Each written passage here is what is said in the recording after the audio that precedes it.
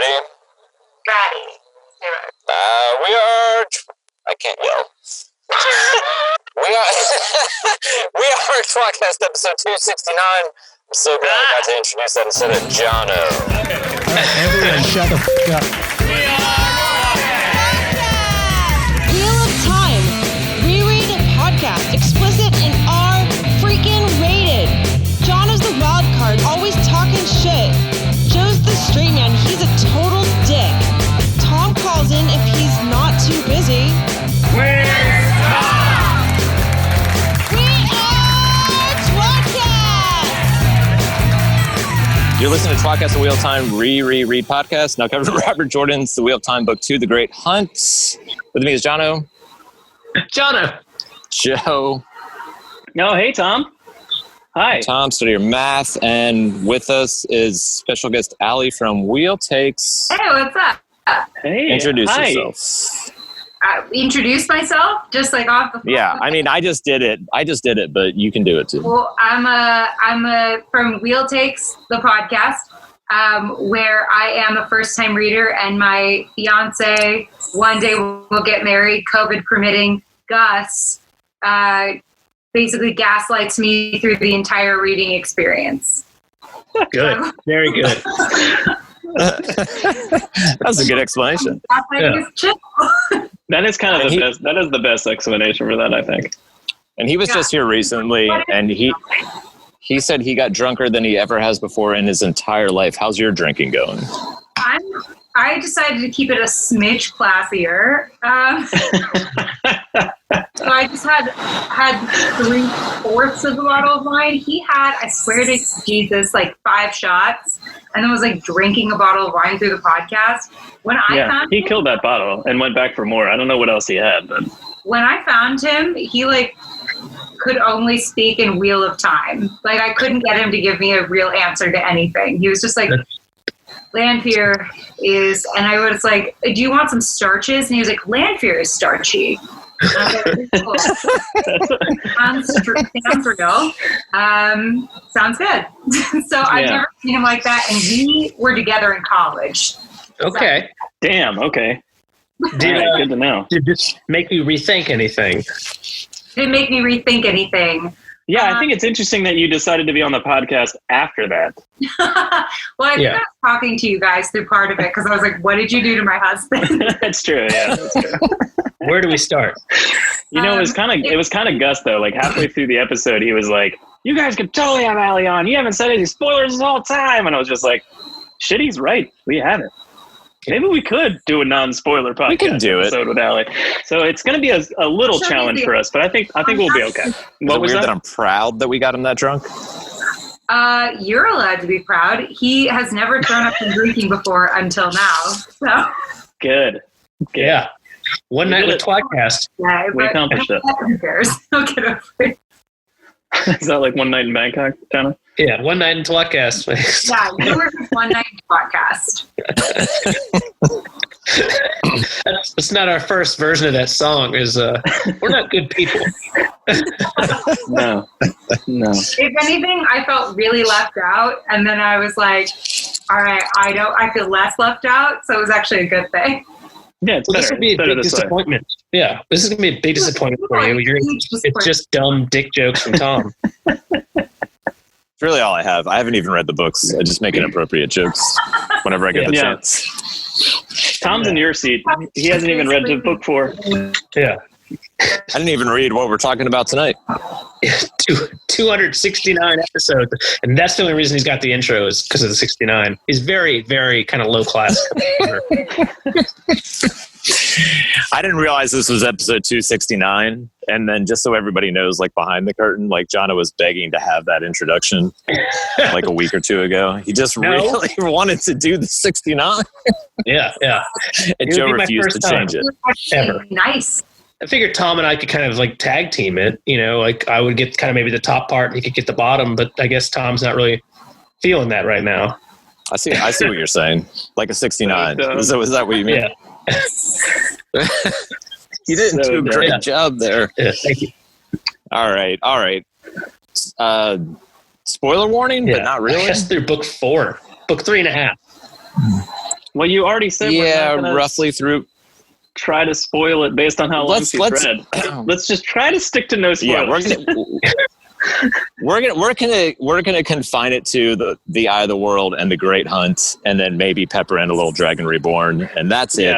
Because the drunker we get, the harder it's going to be to remember where we can go. I'm just counting Shadow Rising completely. Like, she's not all the way done with it, so just pretend that doesn't exist.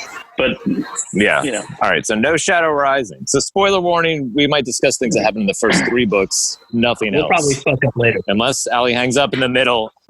If Allie loses her connection and it's suddenly just the 3 of us and you don't even realize it, I'm going to say what happened at the end of the book immediately. The end of the whole series. So I can't even listen to my own podcast, is what you're telling me.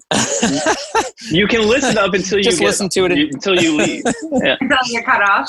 Yeah. There's like a 50-50 chance. Yeah. If there's a blackout where you live and we realize you're not on anymore, I'm just going to spoil the whole series. All right. So this is our episode covering The Great Hunt, written by Robert Jordan, chapters 29 through 32.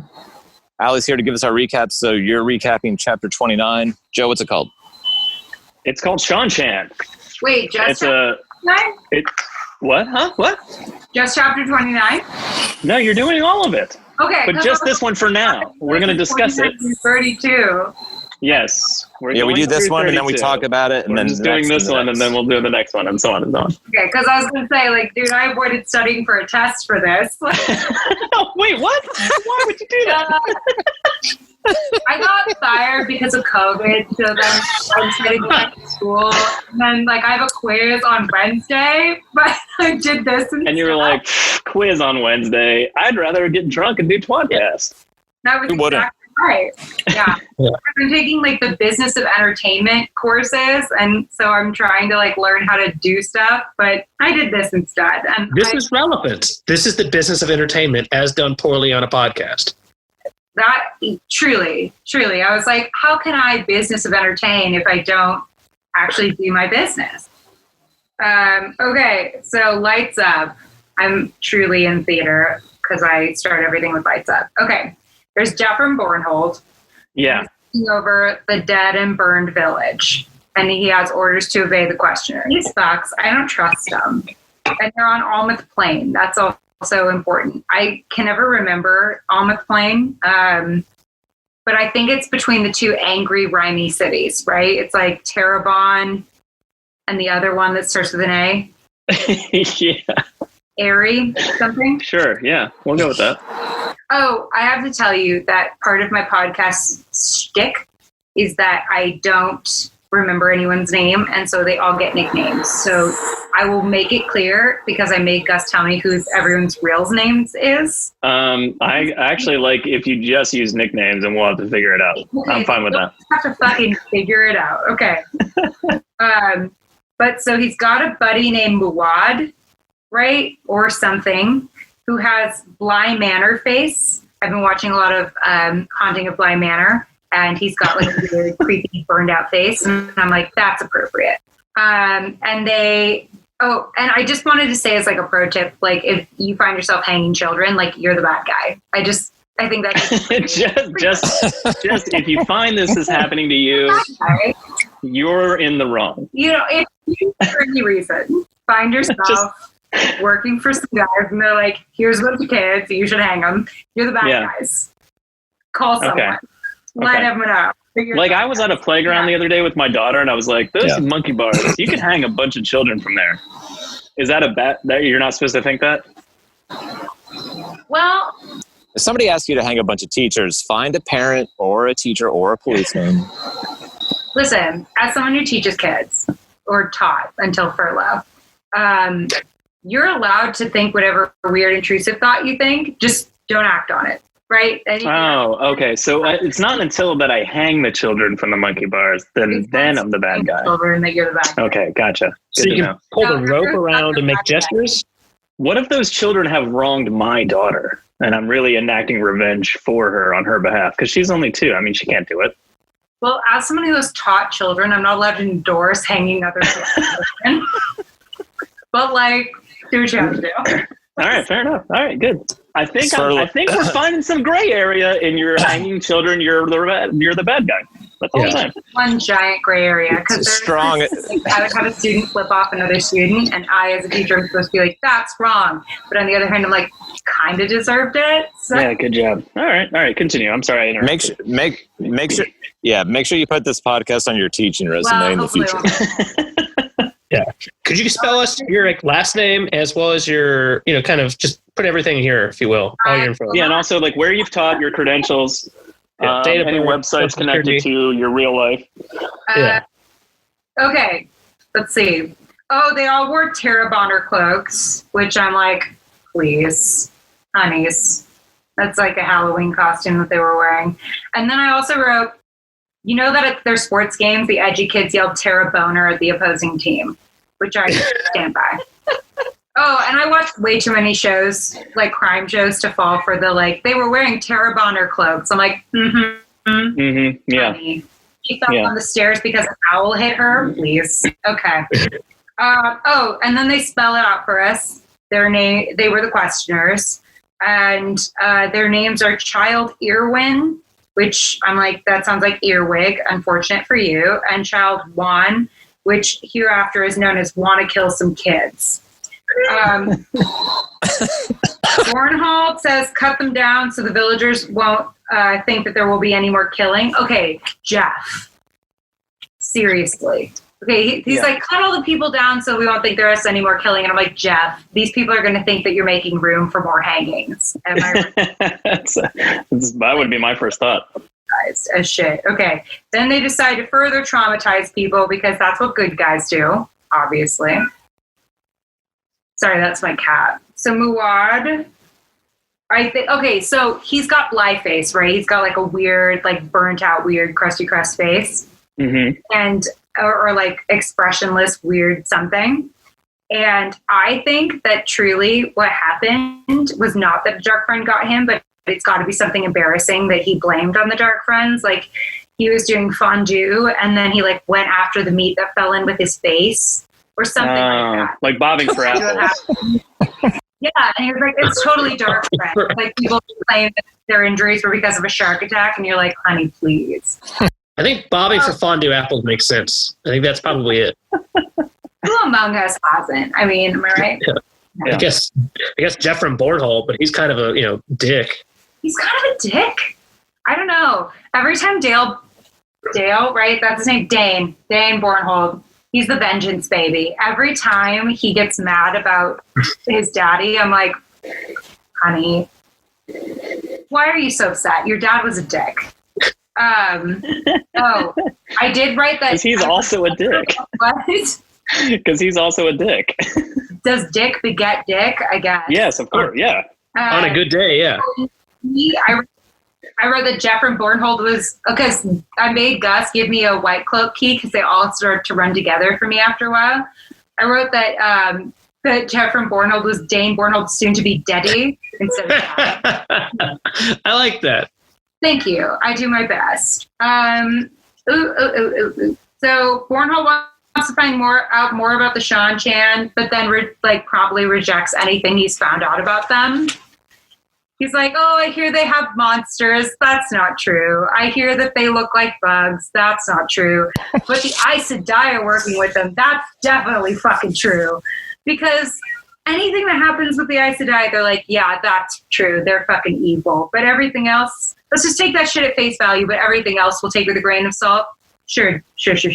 Then we've got some guy named Gerald who shows up. I call him Gerald the Feral. He's got news from this legendary fuckface, Jacob Carradine, who I often describe on the podcast as somebody who has the most unfortunate millennial name ever because it's a combination of two names. And then we're going to spell it stupid. I just fucking hate millennials, and I am one, so don't come after me for that. So yeah, let's make the spelling absolute garbage. And Jacob, that's a name. I hate that they call each other child. Can we discuss how creepy that is? No, I think we can discuss it after your breakdown, Allie. Keep going. Right. Okay, but I'm just telling you that there's something creepy that I can't put my finger on about the fact. It's like a guy calling his girlfriend baby. I just don't like it. I just reject it. Fire's only use in the whole chapter so far has been to look startled twice. It's happened twice now. Perhaps he just woke up and realized that he's a fucking white cloak. Like, he's just shocked every second. It's like, remember that John Mulaney sketch where he talks about Law and Order SVU? Maybe you do, maybe you don't. But then he talks about how, like, white Ice-T is shocked every day that he works for the sex crimes division. Oh, yes. Yeah, I do remember that. Yeah. No, that's how I feel like Bayar is. He's constantly like, wait, we're hanging children? Are we the bad guys? And you're like, yeah, you're working for the bad guys. Fucking get on board or get off. Like, I don't know. Oh, then there's like a lot of bullshit about the sins of parents being passed on. And I just said, just admit you like murdering kids. Like, honestly, I'm tired of the excuses.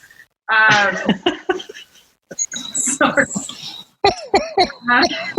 You don't need to apologize. Wait. Yeah. We might need to restructure this idea. Your notes are incredibly detailed and awesome, which is great. Yeah. But maybe we should discuss it as we go along, and you just keep us on track, and you just read your next note when you're ready, and we'll talk about it as we go. You. All right, we'll join in with you. All right, we're gonna join in and talk about it. So, you want to talk about them being called children? Yeah. What are your feelings about killing children? Oh, killing children. No or no? Are they dark friend children? Well, allegedly they're like dark friendness is inherited for 5 generations, which I'm like, that just feels like an excuse. I mean, in fairness, that's a good way of cutting down the population. Like, you not just take out the top, you take 4 more generations after that. So wait, if the sins of the mother are 5 generations later and the sins of the father are 10, meaning they're somehow more responsible? Yeah, the man's in charge. I don't know, but that's what's said in the chapter. But the point being is like, is it less every time? Like, say I'm a dark friend and but I have a son, but I do a lot of dark friend shit. Like, I murder people and I'm actually a dark friend, but my son isn't. How responsible is he of that? And how? All right, fine. But then his son is only he's like 80% dark friend. Is that what it is? And then they're like, no, wait a minute. Your son has your son has a son? Does his son have a son? I'm wiping out the whole line. Yeah, whole line. Just wiping them all out? Okay. Yeah, and probably the dogs too. Yeah. Just in case. Well, we know the white cloaks like killing. So where did they get this weird rule from? It's pretty arbitrary. Scripture. I just like that being a dark friend is genetic.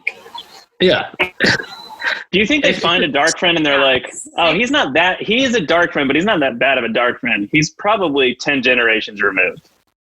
Maybe they measure it like on a scale. They're like, well, he really only stole food. I mean, he's a dark friend, clearly. Yeah. But I mean, he worships the dark one, but. All right. What happens next? What happens next? Oh, so wait, are you asking me or asking the other two? You. We're always going to be asking you. Allie, as you're going along, and then you have commentary and questions for us, we're just going to jump in, and then when we are done, we'll just keep your recap going. I like way over prepared because I'm clearly. That's fine. Well, doing it this way is fun. Yeah, that's fine. Yeah, this is how we normally would do it. You're in good company, Allie. Look here. Exactly. That actually makes it so we won't get to a single one of Jono's notes. Which are all dick jokes. It makes us so happy. I just like to fuck up Jono. That's just what I can do. You'll be the first. Me and Tom both approve. Oh, good. See, I just wanted 2 out of the 3 of you to like me. I didn't need all 3. You can't please everybody. Yeah, that's a majority. You did it. I said, it's clear the questioners are trying to start shit by wearing cloaks of different warring cities. But classic Bayar needs it spelled out for him, probably because he's too busy thinking about swimming in Heron's amber eyeballs. Okay, so here's my deal about Bayar. He's obsessed with Heron a weird amount, right? Yeah. It is a weird amount. Very weird. Very fucking odd. Like, he's just like, I just want to swim in those pea-colored eyeballs. Do you think? He has a golden shower means a different thing to him. It does, because he's like, I want to be golden showered by Perrin's eyes. Like, he loves Perrin because he like constantly will give you like an accurate description of everything Perrin was like wearing and looked like. And I don't pay attention to any stranger enough to have told you anything about them. So Allie, just in his defense, just as a just plain devil's advocate, do you think that he's like, he sees Perrin as like the dark one that got away, like in the sense that like he's never actually run into a real dark friend? They're all just killing villagers like assholes, like they normally do. Yeah. But do you think that he like genuinely believes Perrin's a dark friend? He's like, motherfucker, that one got away, and I know he's actually a dark friend, and maybe that's why he's obsessed. Those children deserved it. All right, good start. Allie, I forget how far you are in book 4, but there's a point where we find out that Perrin. We're not talking about book 4. No, because he's part wolf, has a red rocket. And do you think that maybe Buyer is aware of that, and therefore is kind of like secretly really excited about this kind of animalistic homosexual sex? Yeah, he just wants dog dick. Yeah, he just wants it. Yeah, it's in there.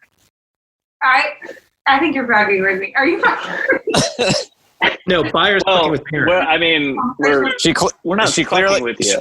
She has not gotten to the point of book 4 where it's revealed that Perrin has a dog stick that comes out like red lipstick. But that's what happens.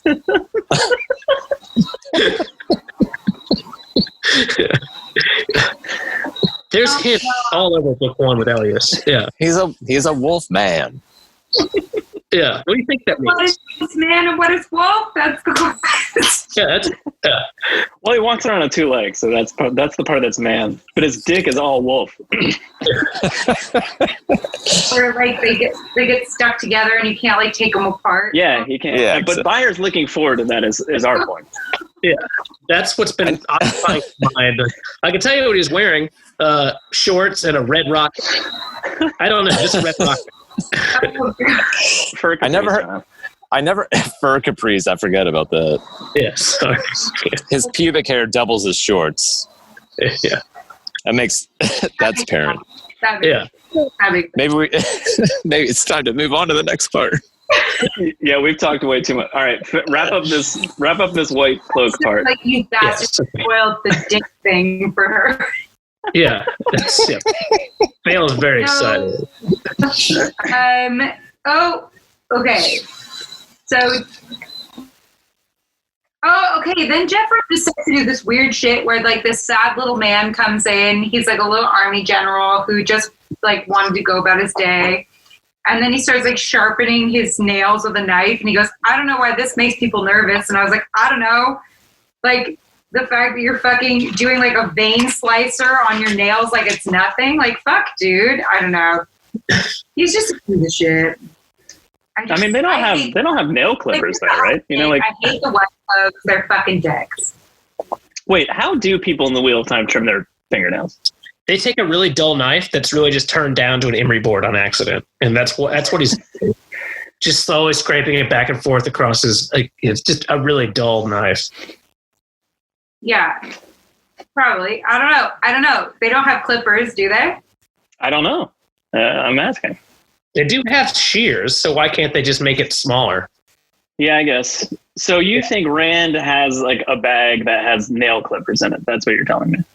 Honestly, do you think Rand has a vanity bag like you would bring in your suitcase? Yes. Every time you travel? That's what I'm asking. Do you think like Berylane bent over, like pulled them out from between her boobies and was like, you need these? Like, yeah, like, by the way, you've been on the road a while. You may want the Dob kit, which has sheer. Fuck with me, you need these. I got to tell you, when you said, do you think Berylane bent over and pulled them out? I was not expecting you to say from between her boobies. What was the other option? Like her toes? Yeah. I was gonna from her suitcase. Yeah, from her suitcase. Bent over. Yeah. That makes more sense. Her toiletry bag, specifically. I'll tell you what's not getting inside me. Those fingers. Like, that is not happening. Hygiene is important. Yeah. Short fingernails are important. Let's be honest. Just dark dirt underneath them. I don't think so. Like, listen, I know a lot about women, I hope. from being one. Good start. This is more of a pocket than the other thing. I gotta tell you, your boobies are more of a pocket than anything. Okay, good to know. Yeah. Clearly, your rectum is not the same as my wife's. Good for.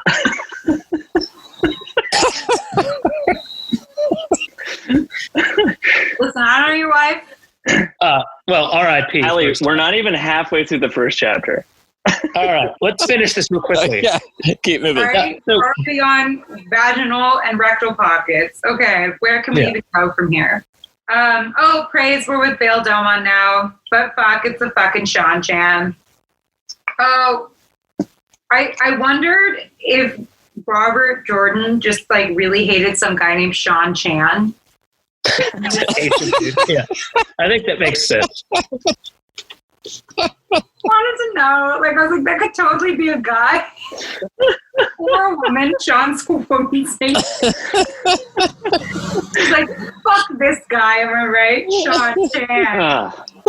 I got hit in the grocery store parking lot the other day. Guy left a note on my windshield. His name was Sean Chan. I fucking hate him. I called him 1,000 times. He hasn't called me back about his insurance.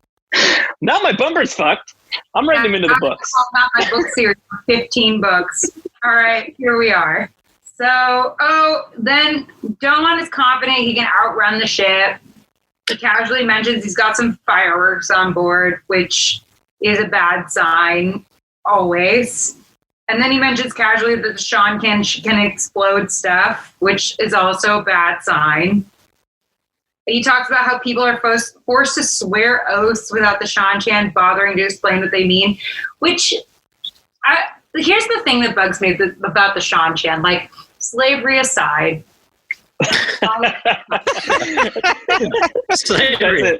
that's the most fantastic caveat to a conversation I've ever heard. Here's the thing that really bugs me about them, slavery aside. Because, all right, hot take, slavery sucks and the violence sucks. Like, none of that is a hot take. But the other thing that bugs me is that they just expect people to, like, know what the fuck they're talking about when they're from a different culture. And they like speak a different language, I assume. I think the language is the same. They're just, their accents are really heavy. Get what the fuck you're talking about years ago.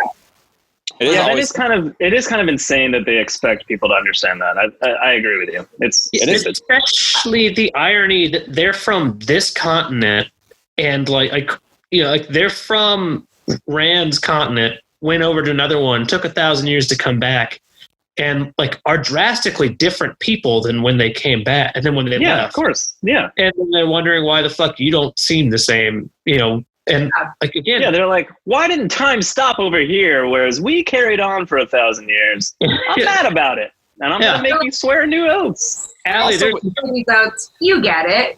Yeah. And what will explode you or not, depending on what we feel like based on our ethnocentric bullshit. Like I'm tired of it. Which would be fine. You know what? I'd actually be okay with them coming back and just being like, fuck you guys, we're taking this back. Yeah. But they're not doing that. They're just being like, why don't you remember? And you're like, of course we don't fucking remember. That's the part. You're right. That's the part that's weird. It's like, I want more spoilers. Years ago, I'd be like, our country's not even that fucking old. I don't know what to tell you. If it's weird the way they speak, because it's always described as slurring and it makes them sound like they're drunk, maybe Sean Chan was a drunk driver that hit Robert Jordan's dog. Yeah, there we go. See, again, and he left a note, but he never answered the phone call. He didn't even leave a number. He just left a note. Sorry, I killed your dog, Sean Chan. Sean Chan. It's just a burn book for Sean Chan, whoever he was. It was just like a vehicle to fuck over Sean Chan's life. I believe it. It all makes sense. You're making sense for me for the first time in a long time with what the Sean Chan are. You're wide open right now. Yeah, you're breaking my mind. Thank you. I try. I come up with my stupid theories, and Gus goes, "Well, is that what it is?" And I go, "Stop gaslighting me. It's not cute." Yeah. Sean Chan also kind of seemed to have an overly protective role with his wife. Maybe she was kind of like a quasi-slave. Like there's a lot going on here that really you're thinking that he knew Sean Chan a little more than just a casual hit and run. Yeah, potentially. I'm saying he probably did a lot of research and reconnaissance, right? It took a lot of time. Or maybe it's just all in his mind, and he's like, you know what? I bet Sean Chan enslaves his wife. Yeah, that's how evil this guy is. You know what else he did? He probably diddled his children. I don't know. Maybe he rode around on a bear that had 2 eyes, 3 eyes, actually. You know? Yeah. Okay. A cat lizard. Sure. Yeah. It's in there. Maybe he looks like a giant insect, and he's not even a man. Yeah. Maybe he watches his cat have sex with animals that are lizards. I don't know. All right, moving the fuck on. What are we doing? So, yeah, I don't know. All right, you guys are just random people, because being a peasant in any fucking fantasy series is bullshit, right? It's like, somebody's like, all right, swear this oath or you're going to get nuked. You're just going to be like, okay, I'll say words. Yeah. Right? But they don't know what it means. Ugh, dumbasses. I just would find this shit so much better. They take a bunch of women. They elect some new leaders. There's a range of responses from people. Some of them they protest. And they blow some of those people up, but it's kind of at random because nobody fucking understands what the Sean Chan culture is, even though they're like, you should understand this because we were here 1,000 years ago. No idea what you're talking about. If you think about it from the villagers' perspective, it's like a bunch of people come in. They're like, all right, so you're in charge, you're in charge, you're in charge. Here's some women we're going to take. Here's some oaths you're going to swear that you don't understand, and then we're going to just dip, which is kind of a bizarre They're like the Vikings. It's kind of are like the Vikings. It's kind of a bizarre day for everybody. And then they're just gone, though. It's like, all right. But they're gone in the way that they're going to come back, and they're expecting that to be in place still when they come back. But as long as your daughter's not dumb enough to channel, that stupid bitch, as long as you don't forget your oath, they actually are pretty, hands off, no molestation. Again, you don't know what the oath really means. So it's like, oh, I don't know if I'm fucking this up or not. Hopefully not. Fingers crossed. Yeah. Say the word. Mean? Like, you're going to watch and you're going to kind of wasn't that what I was already doing? I suspect it's another fetish of Sean Chan, right? I want these people to watch and I want them to obey. Like, it's a very kind of dominance kind of sexuality. I think that was what, Robert thought that Sean Chan was into. Okay, well, Robert was into some weird shit. Like, let's just... That's true. Oh, yeah, I'm aware of that. We're very aware. Thanking in this series alone, I go, Robert. Again, dominance. And easing the badger, what is it? That's a spoiler. We can't talk about that. Oh, you can't talk... Mm-hmm. Yeah. We'll see. And by definition, that lady gets spoiled. I just think that's a really fucked up day for them. And now they have bug helmets, which is convenient because they bug me. Oh, they take Bildum on, who is my favorite character, other than Varen. Basically, other than who? Varen. Oh, okay. Varen. Why do you not like Varen? No, I just didn't hear you. No, I got you. You thought you said Perrin. No, I didn't think you said Perrin. It sounded like you said Varys, which I was like, what? Yeah, Game of Thrones. Big crossover. Oh, yeah, that's a Game of Thrones name. Right. That's probably why I heard that. No, Varen might be my favorite. Loyal's up there too. Mm-hmm. Min's up there too. Yeah. You just made a friend of everyone on this podcast. Oh, good. Okay. Because we all love Min. So I'm correct, basically. Oh, for sure. She's the best. Yeah. Oh, Sean Chan have the worst haircuts. Yes. Even your cat agreed, Allie. The cat has taste. He's the tastemaker of his own. I completely agree on the haircuts. Go on. And they have pterodactyls and lizard cats. We meet High Lord Turok. Oh, and Eggianen, who I don't remember, so I call her Egg again. That's good enough. Good. That's close enough, yeah. Oh, and then there's High Lord Turok, and then Egg acts like a total kiss ass. Oh, we learned about Quendiar, which sounds like my grandmother trying to say quesadilla.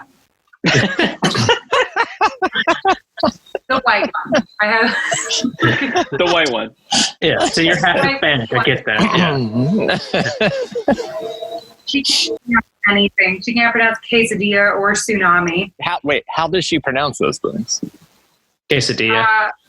Quesadilla Quescadilla, got it. Sounds a little like Quendiar. So I call Quendiar Quescadillas because it makes me happy. And What about Tsunami? Tsutsami? Not bad. Yeah, that's close. You know, she does her best. Mean Jean, she does everything she can. My grandmother's like not a nice person. Not a very That makes more sense with the name. Yeah, I have Mean Jane and Scary Sherry. My grandmothers are like not nice people. It is what it is. Inside the family or what? Because they're old. Are they wrestlers? No, but Mean Jean claims because her dad was a Green Beret that she can kill me with her thumb. Fuck yes. She calls Has she it tried it? tactical mayhem. She calls it what? Tactical mayhem. She says that that her dad taught her to kill people with her thumb. She also claims that she knows like where the nukes are, but we don't know. I'm just curious that both your grandmothers are named after WWF characters. Are they? Yeah, Mean Jean. Yeah, Mean Jean. Yeah, for sure. And Really? and Scary Sherry. Scary Sherry, on the other hand, well, like she does not know how to kill me with her thumb. She did tell me that I was god awful looking once. All right, keep going. Turok dinosaur. Yeah, moving on. Thank you, Joe. Girls are naked because only women are allowed to be naked in this book. Yes. But they have Starbucks, so we'll forget it. Yeah. Okay, they're really excited about coffee, and I'm like, honey, just wait till you discover pumpkin spice. And then Turok wants Domon to tell him how he got the Quescadilla, and Domon improvs his ass off. Like, he's just like, I'm gonna lie really hard. Yeah, that's that. And that's the end of the chapter. It's him deciding to lie. About, which I was sad. I was like, I really want to know about your improv. It's okay. We'll get over it. I really actually would like to have seen the rest of that conversation where he's like, and now I'm going to lie. And then it's just like him backpedaling the whole time and Turok being like, no, that's not true, is it? And he's like, okay, it's not. But what about this one? I also feel like he doesn't need to lie. All he had to say was like, look, dude, I just like to buy old shit. And like, I think he just he doesn't want to tell Turok where he got it from at all. Like, he doesn't want to be connected with anything that's around something where he got something for real, because it could mean something to this person that he's never met, which could result in his head getting chopped off. I don't think he's like... He mentioned in book 1, he bought it off of a random trader in the middle of Saldia. So like he ended up sticking here, which is helpful for Rand and company. I'm not saying what you're saying doesn't make sense. The truth is perfectly like, like who cares? But but at the same time, I think it's just him wanting to not say anything that's true, because it could lead to this total stranger deciding that he needs to die because he picked it up in fucking Ahmadiyya, Yeah, fuck it. It's just, that's Bal Dillman's antique shop, and he doesn't want anybody else to know where it is. They might get the nice stuff. Okay, the only things that I have to say about this chapter that Allie did not cover is that Bornhold decides to take the Legion of Stoneman Head, which against orders, which is mildly important.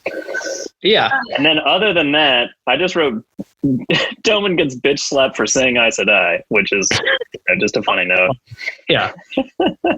I think that's it. I think that's all I got. He gets slapped 2 times in this whole chapter. Yeah. Because I've gotten slapped all of 0 times in my life. Luckily, I don't know about you gentlemen, but I don't think I'd relish I have slapped, but never have been slapped. Oh, you've dealt out you slaps. I've got 6 kids, so maybe I've been slapped, but I've definitely slapped another child in the family. Wait, but you don't remember being slapped as a child. So you buried those memories down deep. I'm out of shame. It's going to be an interesting night once you realize you get in touch with all those feelings. I feel very bad for Gus. They're crying about how I've been slapped before. Y'all. Yeah. Like Allie has been starchy. Allie is starch. Allie's been slappy. It's just going to be a long night. I've definitely slapped a couple of siblings, but never have been slapped. I don't think. Maybe I have. I just don't remember. Any thoughts from Jono before we move on to 30? 2 really. One, okay. I do this chapter to me seems like the beginning of kind of the end of the book. Like it puts all of a sudden 2 sets of characters converging on a point that you never thought was interesting from a prophecy. Like you get Doman all of a sudden clearly being stuck there, and you've got the White Cloaks all converging to the west. Yeah. Again, like I think the White Cloaks converging on Toman Head is kind of an interesting note. And I'm sure we mentioned it previously, but like the point here is that really this plan would have worked for the White Cloaks any other time except for this year. Like, I don't really understand. Yeah. Just do this plan like a couple of years ago. You would have been fine. It was the same thing. Rand he tried to just do been with living in his village. He would have found out like news of shit happening on the other side of the world from a peddler. As Ali mentioned, you just wear your Terra Boner jersey here. You wear your Domani jersey over here. Go kill some people. Everyone thinks it's the other team. Civil War. White Cloaks walk in. Next thing you know, they've got a second country. Ali, real quick, we call Amadisia Amadikia. Yeah, that's our nickname for that country. And then we call Bornhold Bonehold. You know, just so you can keep up with our conversation. Hold his dick. But all of that makes sense to me. So he's Jeff from Bonehold to us. I like that. I like that a lot. Is it also Dane? Oh yeah, Dane Bonehold. Yeah, same thing. Yeah. Okay. The sins of the father are visited for 10 generations. Yeah, and his sin was holding his bone. Yeah, they all sit around angry, holding their dicks and doing nothing. What I want to know. All right, chapter 30. It's called Deus de Mar, and it's a Rand chapter.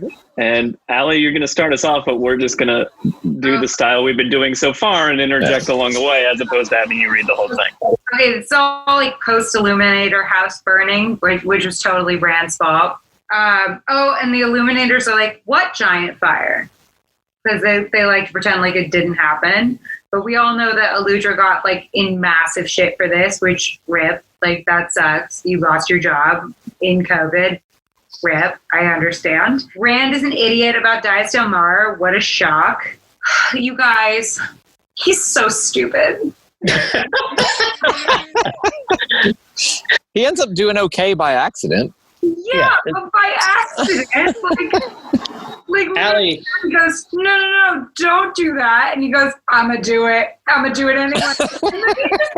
Look, it's this Taviran bullshit. Because if he wasn't Taviran, like none of this would work out for him. And that's exactly what makes me mad about Rand, Perrin, and Matt. It's the fact that they are so dumb. But it's like doing a group project with a bunch of fucking morons. Oh God, that description makes so much more sense, and I hate it. Allie, I know you haven't read some of like Robert Jordan's like biography pieces, but like honestly, the entire thing was a referendum on country education, as well as the racism of one Asian guy who may or may not have owned his daughters. So, you know, that's kind of really the background for this whole... Wait. Jono, why did you assume Sean Chan is an Asian guy? That's racist. It is. But Robert Jordan's... Wait, Sean Chan was Asian? Yeah, that's all on you, Jono. I don't know what you're talking about. No one said that Sean Chan is Asian up until this. Yeah, no one said Sean Chan was Asian. It's all a referendum of my... I mean, Sean Chan, he's an evil piece of shit, but we don't know what his race is. We've never even seen the guy. He hit and ran. Just to point out real quick, at the beginning of the podcast, I said no spoilers, and you guys just revealed Sean Chan was Asian to everybody. Glass is going to kill all of you. Congrats. But guys, Rand, Perrin, and Matt are so stupid. And I think what really triggers me about them is that, like, I'm such a tryhard, as you can tell from my 4 pages of notes for this podcast. And, like, just the idea of having to do a group project with these 3 idiots was really triggering of, like, when I did any group project right now, ever, basically. Yeah, pretty much Allie's thinking right now. Good job, Tom. She's literally doing it right now.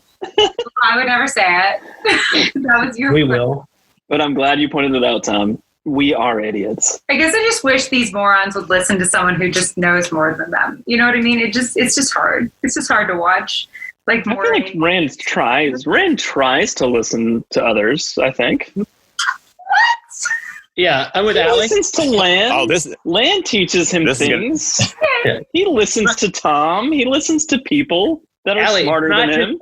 He can't trust any women in his life, right? That's not sexist. That's just correct, right? All right. I mean, we have to move on. All I'm saying is Matt and Perrin, I agree with. I think Rand is a little less of an idiot. He tries to learn. He's still stubborn and dumb. I'm just saying he tries to learn from others at times. Sure. They're all wearers of the penis, but sure. Yeah. Oh, he talks about how he's got these letters from the king and Lord Barthanes, who from now on I call Lord Bart. Okay, good. Because I think Moraine would call him Uncle Bart. Loyal and Huron try to convince Rand to go to the party. Oh, and then this fucking horny idiot goes like, well, maybe Selene will be there, which I go, she's a fucking Forsaken. Get over her ass. I cannot. With this He literally cannot get over her ass. I can't take it. He will never get over her ass. Well, her ass is made of potato, and as we all know, it's the sexiest of all vegetables. Starchy. That wasn't on the podcast in the beginning. I know. It's funnier if it makes no sense. That's the first thing I thought was just like, our asses were all her disguises on. Glasses. Can I just, as an aside, say that my favorite Lanfear / Selene moment ever has been like, she's like, I'll reveal my true self to you. And I'm like, is she just like a pile of worms or something? Yeah. I'm slightly older and slightly hotter.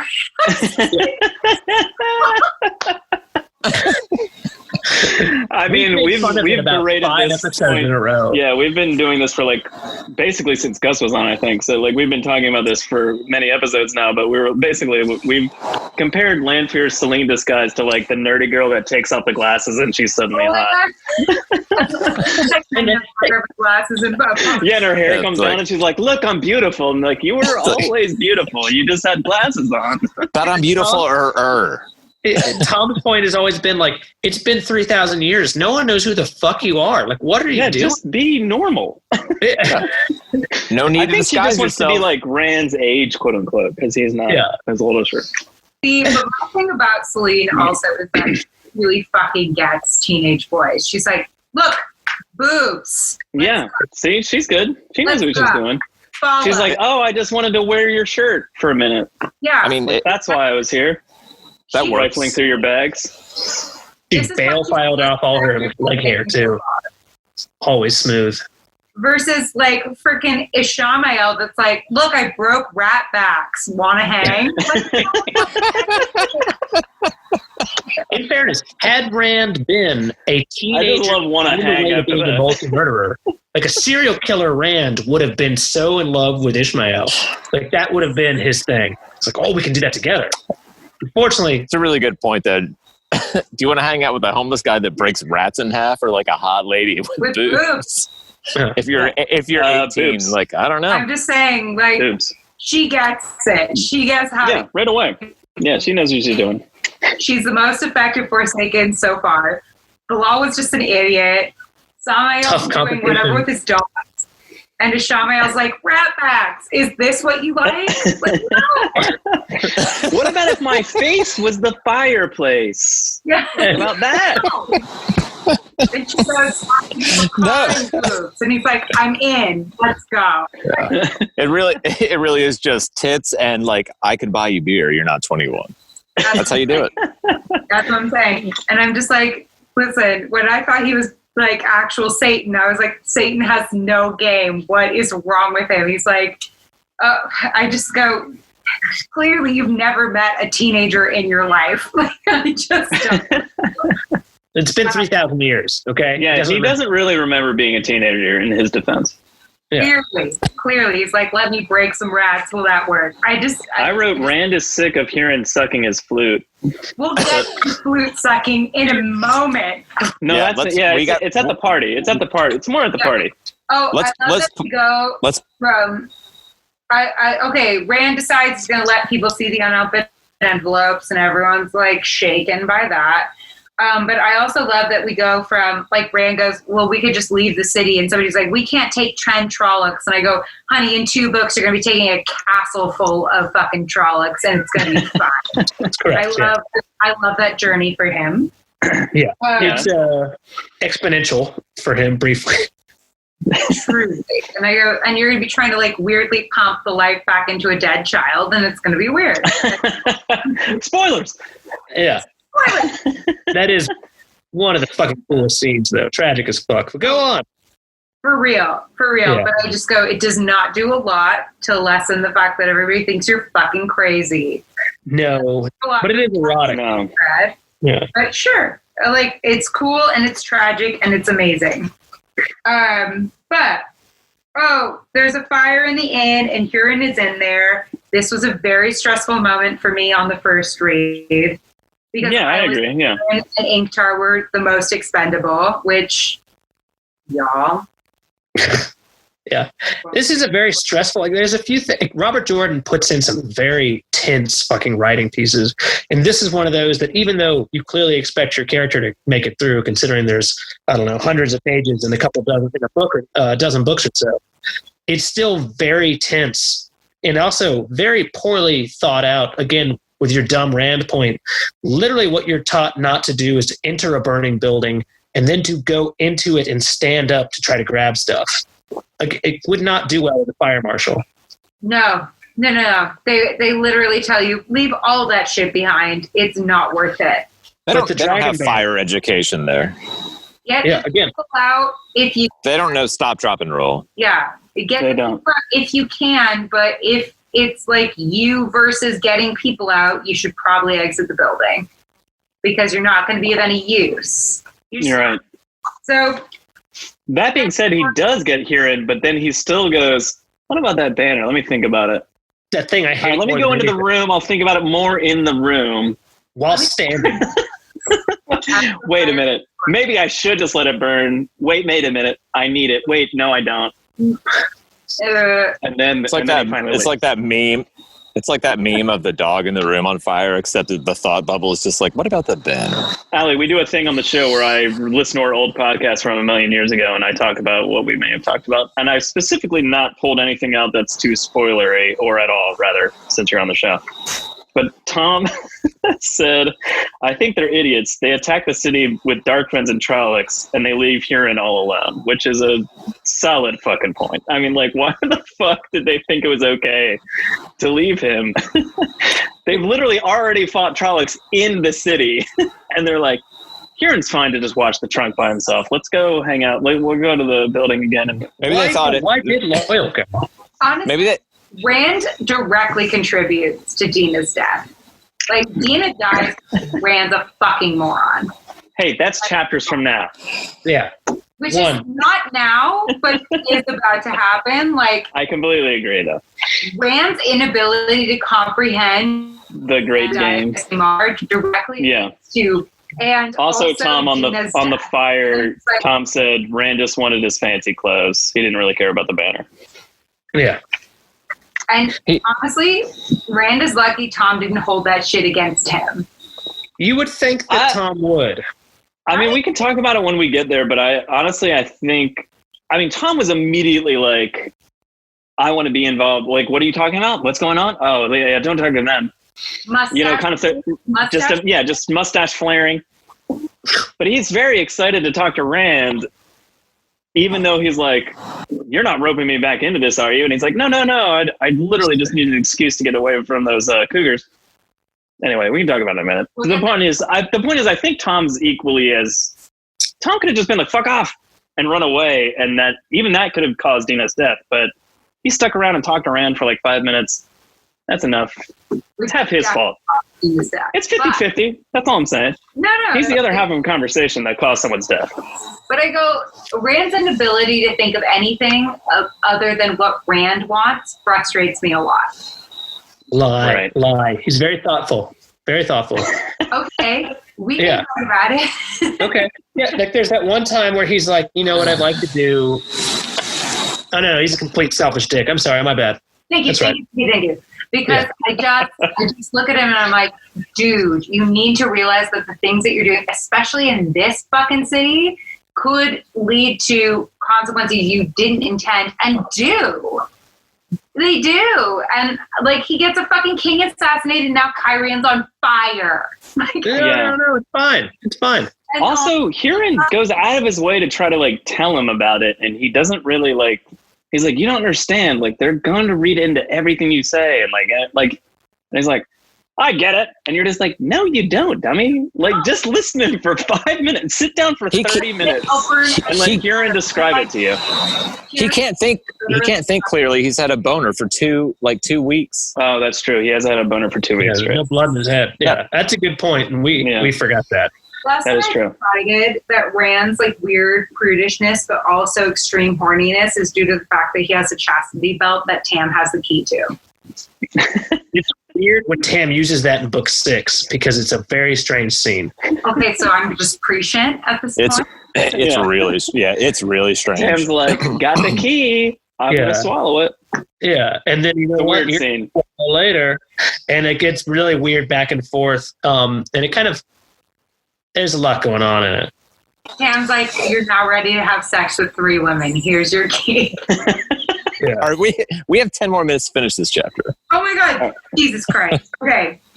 10 more minutes to finish this chapter. We have 5 seconds to finish this chapter. Let's move on. Jordan's book burning is the saddest thing I've ever read in my life. Oh yeah, that is. And that's pretty much all I have left. Oh, good. All right. Real sad perfect. thing that's ever happened in this book series so far and ever is the fact that Loyal's book's all burned. All right, they save Huron. Rand goes grudgingly back to get the banner. They escape from the fire. Perrin and Matt show up. Yeah, Perrin and Matt show up, and Baron heals Huron and Rand because Rand's laughing like a lunatic. Yeah, outside the fire. I had forgotten that Huron's head is so broken that the lady, the reader, is just kind of like, yeah, he's done for. He's gonna be a vegetable. Oh yeah, he's gonna die. Yeah. And she's because they cracked him over the head. It's not just like smoke inhalation. They like smashed. No, I know they hit. That's what I said. I had forgotten that like his head's so fucked up and yeah. I know that neurological stuff isn't necessarily their specialty, but they can fix this kind of stuff. I had totally forgotten that he was, for all intents and purposes, dead. Other than, someone coming by. I mean, he was conscious, but I don't think he would have survived. He's vegetable, pretty much. Yeah. He was just never wait. But if Huron's in a coma, but it's still alive, like, could you just hold him like a metal detector and still find evil with his nose and like just point yourself in the direction his nose is twitching?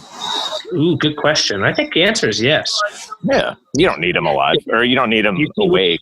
You see which nostril kind of flares and you start going right. Yeah, that makes sense. So I don't think there's the technology to keep the vegetable alive. Yeah, I guess you're right. There's no IVs or anything. Yeah, all right. They need to keep him alive.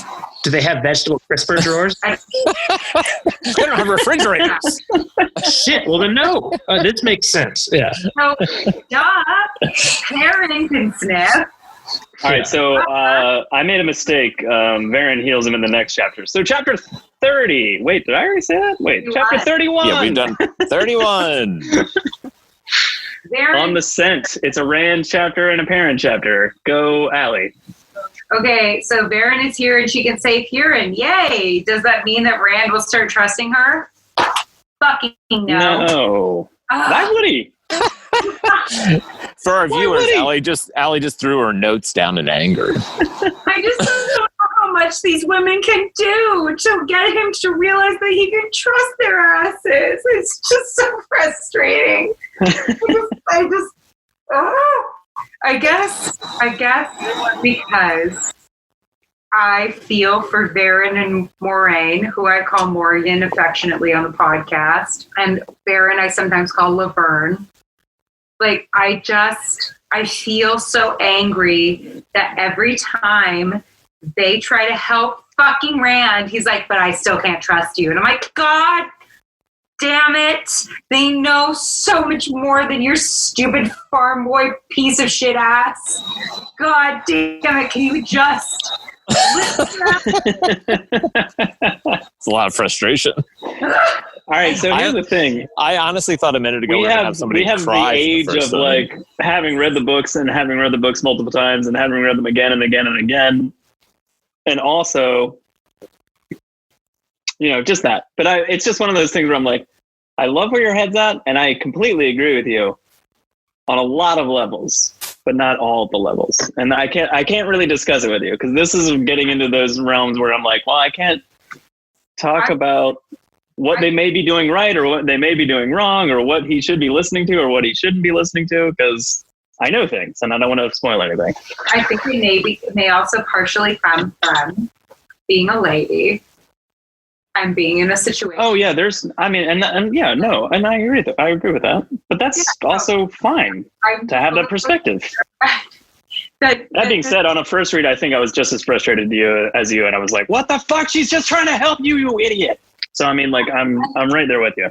I totally get that the Aes Sedai have a sordid history, and totally understand why they're suspicious of them. But there's a part of me that's like, they have saved your ass so many times now, and of your friends that I'm just like, oh my God, can you just realize that they're on your team?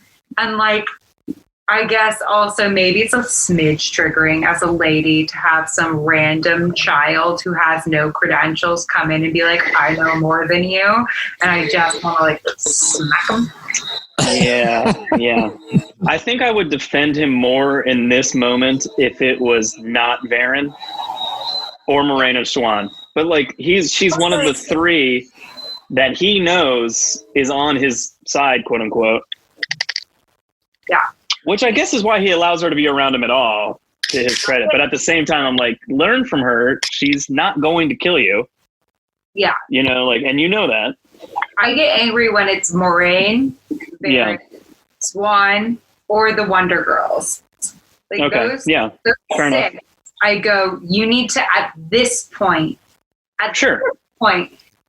maybe at least a little bit later than this point, realize that they at least have your best interests at heart. Even if it's not the right thing, it's like they don't actively want you to die, which is more than I can say to right. people you've trusted so far. So like, fuck off. It's a low bar to clear. Yeah. Who does or does not want me to actively die? 99 or 1. 99 or 1. Listen to Karen Lords.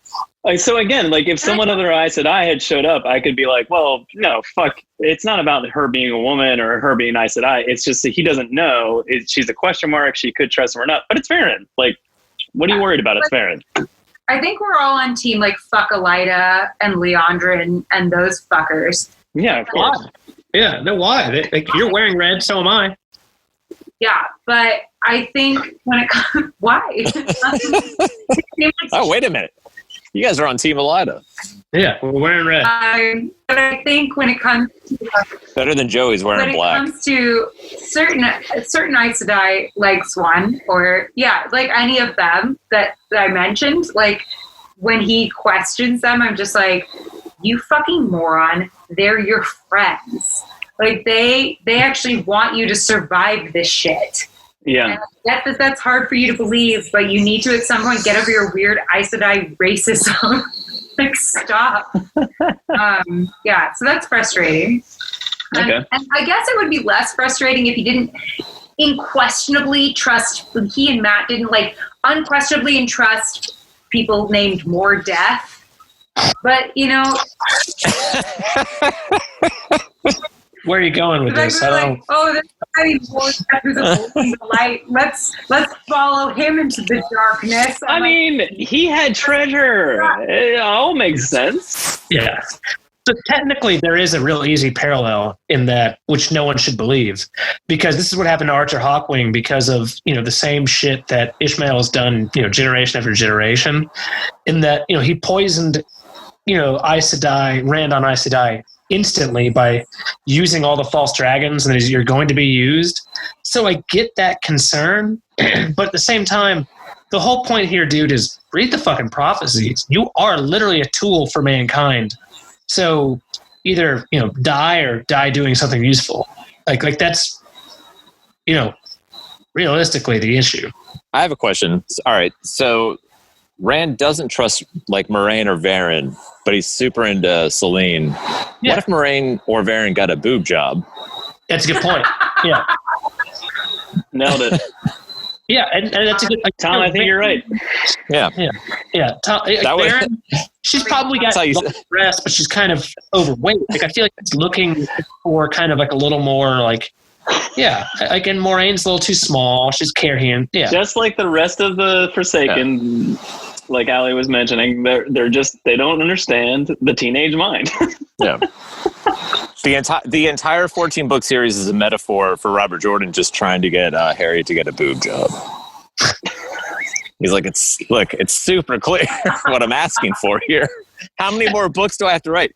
He was going to do 3. It didn't work. He's like, fine, we'll make it 5. She edits the book. Still didn't work. Like, fine, we'll make it now. And edit stuff out. And he's like, no, but we need to keep the stuff out the big boobs there.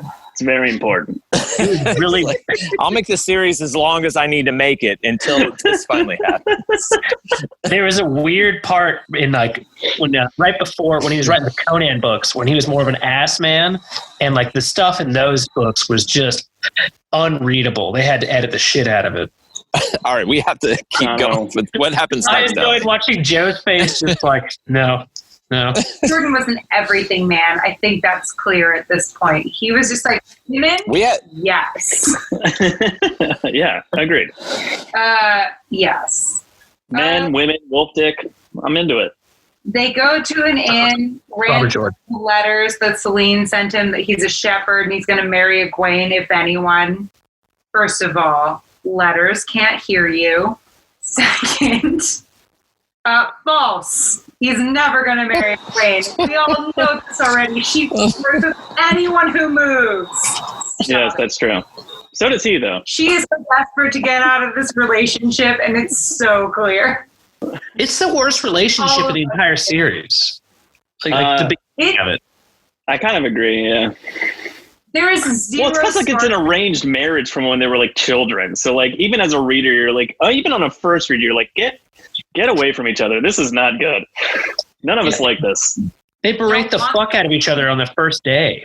Great.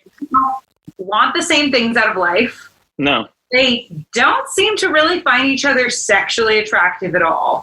Like, not one time is she like, he's handsome. Not one time is he like, wow, she's hot. Not once. And I go, I think they have like a brotherly, sisterly love for each other, like the same way he loves Nynaeve. You know, like I mean, look, it's the boonies. I mean, you can just go off that. That's got its own forbidden fruit. Yeah, like she's technically related to him in some way, so she's hot. It's like their parents decided, like, listen, we're friends. Wouldn't it be great if our kids fell in love? Anyway, we're barely into this chapter. Let's get the fuck on. Sorry. What happens here? Oh, they go to an inn. Yeah. Oh, and I forgot the part where Perrin told everyone he was a sniffer. Like, this incredibly rare thing. That, I think Matt says it out loud. Yeah, Matt says it. That's correct. Yeah. But Perrin definitely initially was like, I'm a sniffer. And then Matt went, seems legit that we would have people on this. I mean, I can understand you being like, that sounds ridiculous. But then, I mean, he demonstrates that it's accurate, though. There's also the fact, like, you know, again, at least for the next 2 books, Allie, it really isn't brought up in Rand's mind, like, what if I just had Sniffer Perrin go after things? Like, it's not really something that in book 3 or the first half of book, that's true. That he ever just kind of says, like, you know, maybe Perrin can track this down, or maybe Perrin would be able to find these dark friends, or Perrin just whispers Shadow Killer in the inn or something a minute later, and then that's it. And Rand's just like, well, I'm not talking to Perrin anymore. He's glaring at me from across the room with his piss gaze, and And to me, the whole thing is like, I don't think anyone actually, except for maybe Matt, buys that Perrin's a sniffer, because I don't know, Huron's eyes are normal colored. Like, Huron acts pretty normal other than his nose thing. When they go to the bathroom, Huron's penis doesn't come out like a lipstick thing. That's true. If Rand's standing next to Perrin in the urinal. Yeah. Wait a minute. Is Perrin getting boners at the urinal? Yeah, how do you pee? You know what? We're gonna talk about this later. I've got to get. I need to follow up jiggle actually before I pee, just to kind of be able to go. Anyway, yeah. What else happens? Then he burns the letters and nearly sets the second in on fire, which I'm like, it's set on fire. I love that idea. Yeah, you would think he'd be a little more, concerned about fire, having just walked out of one. Do you think he put the letters into the fire a little bit, and then they got on fire, and he's like, "Oh!" and they threw them onto a table? He nearly lights this fucking end on fire, and I go, "Just rip it up, you fucking moron!" What is it? Sure enough. So, Allie, I'm pretty sure Rand's your favorite character. Who's next? Matt? No, Matt's my favorite. Rand is second. The worst part is you're right. I do love this series. I really do. I just think that Matt Parent, I think that the 5 children from the 2 rivers are very sheltered and have a lot of growing up to do. It's where I'm circling around because I go, listen, Allie at 18 was a fucking mess. We'll be honest. So I'm not going to pretend and Allie at 25 was a fucking mess. Allie at 28 is barely hanging on in this COVID. So let's give them some slack. But also I can't help but roast them because I just go, you all need to fucking listen. Tom at 50 because that's how old. Listen, Tom. you're 10 years out of 18, so you can look back 10 years ago and be like, look, so dumb, children. But that's but they're kids.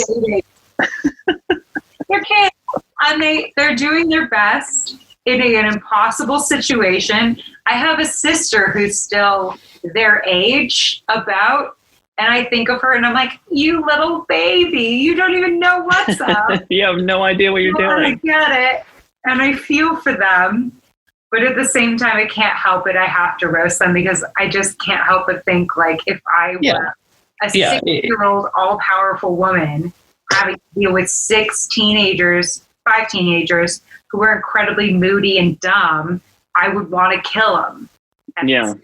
So Maraine's justified. Yeah. And or Varen.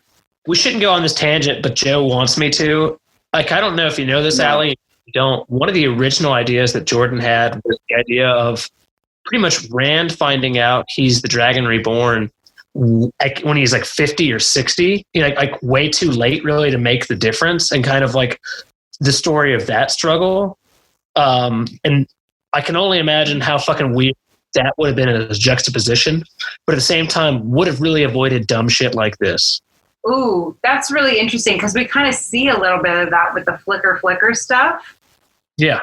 Yeah. We'd see a little bit of that. So that would be really interesting. Yeah. Anyway, what happens in this chapter? Yeah, sorry, Joe got it off topic. It's Joe's fault. Not very much left. Sorry. Okay, go ahead. The wolves are now calling Rand Shadow Killer, and Perrin is accidentally saying that out loud like a weirdo. Right? He's just whispering it constantly, which I go, he's just mumbling to himself in the corner. Shadow Killer. Yeah. All of these guys do nothing to lower the crazy Fred, at all. They constantly are okay, I don't want to seem crazy. I'll hang you. That nailed it. It's awesome. We did it. Okay. Just go. Fun. That was not it. So that's again why I feel for Moraine. Oh, they mentioned the travels of Jane Farstrider, and I just go, we're going to meet this guy. Am I right? We've mentioned him 1,000 times. I can neither confirm nor deny that. What? This is a spoiler-free podcast, and I can neither confirm nor deny that. Okay. But what if Jane Farstrider? Never mind. Okay. It was a dumb joke, but never. I don't. It's not a real spoiler, but I don't want to actually be annoying. If we don't Jane Farstrider. How was this? Okay. Here in track the Dark Fronts to Lord Bart's house. They're going to a party. Yay!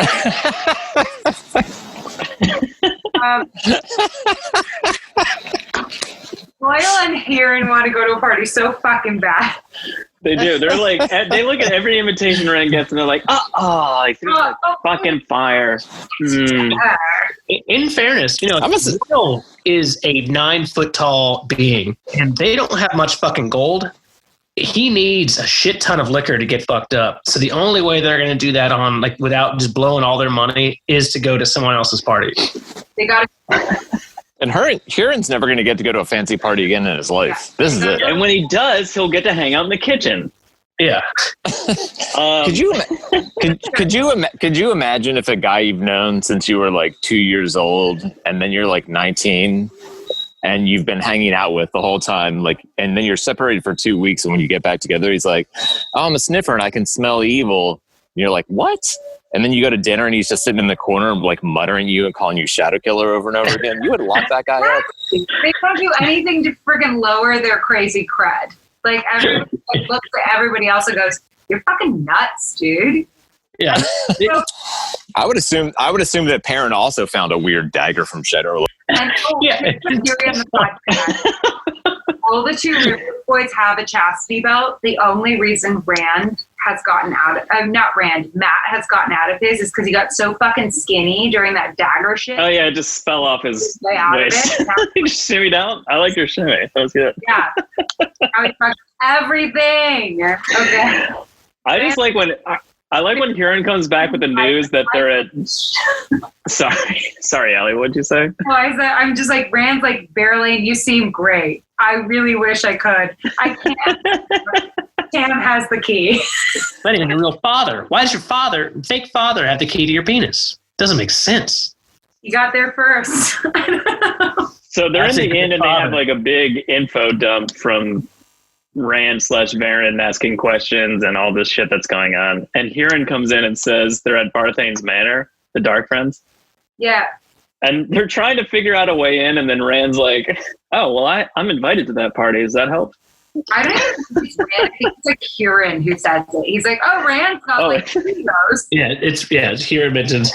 But I just go, okay, so the pattern picked a guy to be the all-powerful magic wielder, and he picked a fucking farm boy from the middle of nowhere. Yeah. They pay a fucking moron. Why? He had to grow up in the middle of nowhere, otherwise they would have found him as a baby and murdered him. Because if you would have picked anybody else, that person would have gone to the first party they were invited to like an asshole. Yeah. Honestly, Allie, like we don't need to, like, we've spent a lot of time doing it, but I don't understand why there's not more people who pretend to be from foreign states that come over to. Oh yeah, we talked about that a lot recently. Yeah, just like I'm Lord Jono from not even from a different place. Like if you're in the foregate and you're wearing a colorful cloak or a coat, just put on a gray coat and put a slash on and just be like, "I'm from a blah blah house," and then just like walk into the main. Next thing you know, you're invited to a party. Just started getting accepted invites. Yeah, it seems like an easy scam. Apparently. If you're homeless, beg for just enough money to buy some fancy clothes and take a shower. And be like, "I'm Lord Homeless. Invite me to your party." From everywhere. And then you will bang every rich woman in the city, apparently. Oh, well, that's in the next chapter, Tom. We can talk about that here. All right, well, let's get to it. Chapter 32. Okay. Oh, they talk about the giant statue that is the yes, that is true. Yeah. That's their weapons, statues of liberty in the shape of whoever and whoever. And I think that's exactly what it is. Some real shit later. Okay, so Rand talks about just wanting to get the horn and the dagger, and then he's out. What is exactly? What does his retirement plan look like? Kill himself alone in the woods. Go gradually crazy. That's it? He's just going to go out in the woods and die? He does keep mentioning that he could go insane alone. He's not going to do that. He wants ass. Okay, well look. You know he does. Whether he wants it or not, he wants to lean. He's just going to keep walking around, and like even the slightest glance from a woman, he's going to be like, "Well, maybe I can wait a little longer."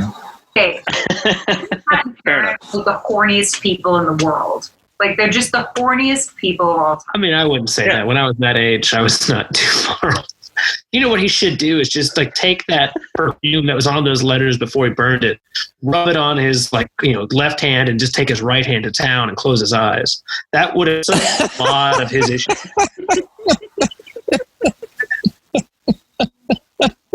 Speaking from experience, Jono? I've got only one hand. 100%. Yeah. Like, it's not even in question. He's 100% speaking from experience. I can still remember the smell on my left hand. Probably from yesterday. What am I talking about this morning? Oh, man. What am I talking about 2 hours ago? What am I talking about? That's why I had to pause this podcast and go somewhere else for a bit. Talking about Celine too much. So when everyone goes to we go to the restroom or get another drink, and you're just like, all right, perfect. So chapter 32. All right, 30. Chapter 32 is called Dangerous Words. It's a Rand chapter. And the manor crouches like a toad. It's called Toad Hall, Jono. Mr. Toad lives there. He takes you on a wild ride. It's insane. Yeah. Now, does it crouch like a toad or Toad from Mario, and therefore it looks like a mushroom? Yeah. Oh, that's an interesting. That would be a fantastic manor to have that looked like Toad from Mario in the middle of Karin. You walk through his mouth to go to the party. Yeah. Is there still a wild ride, and now is it on go-karts? Doesn't matter. Allie, take us away. I was hoping that somebody would bring up that description, so I'm pleased. Oh, it's our favorite description of all time. It's the first sentence in the chapter, and it just sticks out so much. It's so weird. It doesn't make sense. It doesn't make sense, does it? But it doesn't. What else look like? I kind of love it. I get it. I come from like an area where there's a lot of 1%ers, and I'm like, but I get it. I don't know what it looks like, but I feel it in my soul. Do you think like the front roof is like at an elevation, but the back of the roof is like built into a hillside, and therefore just like. Yeah, I see, like, what does that mean? It's maybe waiting for something. Maybe Sean Chan owned the house next to Robert Jordan, and it was just a hideous eyesore that crouched like a toad in the night. That fucking Sean Chan. He's the worst. Or she. We don't know, because we have never met her or him or know their race, Jono. I guess most are described as Texan. Yeah, I guess it's possible that Sean married into the Chan family, and Sean could be a female. All right, let's let Allie talk about the chapter. Night of the party. Matt is super pressed that he has to be a servant. But, like, guys, let's be honest. He would have been pressed either way. If they had been like, you're a lord, he'd be like, fuck, I don't know how to be one. I'm not a lord, I'm a farmer. This is exalting. Yeah, exactly. He would have been pressed either way. So who gives a fuck? All right, fair enough. The party people are Uno and 10 Shinarans. Matt. That's the guy you want at a fucking party. You bring Uno to that shit. And he's taking that one eye and just like, staring every woman down. I just can't help but feel like it's so problematic that they call him Uno because he has one eye. Because you think he's Hispanic? I thought it was very offensive too. Like, was he duo and then he lost an eye? Yes, that's what happened. They're like, holy fuck, you know what? I got a new nickname for you, duo. Uno. Holy I sincerely hope that his name used to be Duo. Or he had 3 eyes and he was Trio, and then he got a really tragic accident. Like, it's been a tough day for him. Who decided now is the time to call the one-eyed guy Uno? I just gotta know. It was Dose. Dose decided it. Yeah, I don't know how the origin story happened. Like, who had the balls? It's a weird thing too, because just as a cultural carryover, like to have Spanish one kind of come over and just with unfiltered, just let it be. Like it would have been it would have been easier for him to just be called One Eye because it was Lord Balthanes. He had the balls. Yeah, Uno. All right. No, who decided that'd be a good joke? Maybe the mother did. Uno's mother actually saw him, birthed him, and then just cut out his eye. What if Uno's mom was like Min and she just knew? Yeah, there you go. So she was like, you know what? I'm going to name you this right away. It just makes sense. The idea that you're going to see half of what everyone else sees. Like, ooh, what is he going to be when he loses all the eyes? I got to know. Is he going to be Zero? Yes. Oh my God, it's perfect. That works perfect. He'll probably just be dead. In Spanish, Zero is just zero. No, it's well, I mean, if they're insulting him, they'll probably just call him blind. Yeah. or blindy. If they change his name to Ciego, then you're... God. But also accompanying Uno in the 10 Shineards, there's Matt the Servant, Varen, Rand, Loyal, and Huron.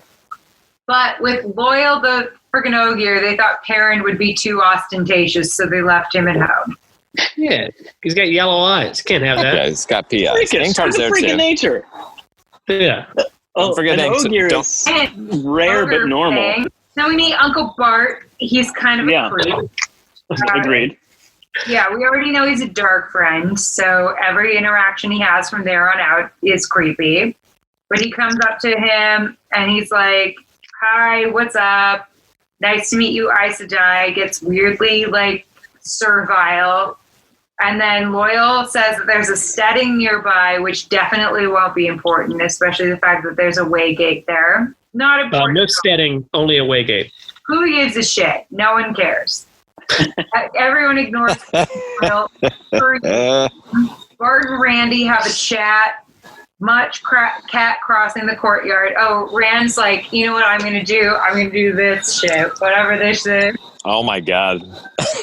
Now I'm sad it's not a video. He's listening to... That's it.